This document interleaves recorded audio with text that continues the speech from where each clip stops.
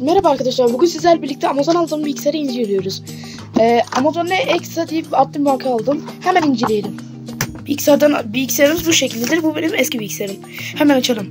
Evet arkadaşlar, geri geldik. Bilgisayara BIOS'a girdim. Şimdi kaç saniyede açılıyor onu test edelim. Hemen bekleyelim. Evet arkadaşlar, ben bir hafta kullandım. Gayet de çok iyi çalışıyor arkadaşlar. Hiç uygulamalarda kasma donma falan yapmadı. Hele ki bu uygulamada benim eski bilgisayarım bu uygulamayı kaldırmak için canla başla telli akıtıyordu. Hiç kasma donma falan olmuyor. Canlı fotoğraf yapabiliyorum. Bu da çok güzel. Burada uygulama düzenleyebiliyorum. Yani bilgisayar gerçekten aşırı iyi. Çok güzel arkadaşlar.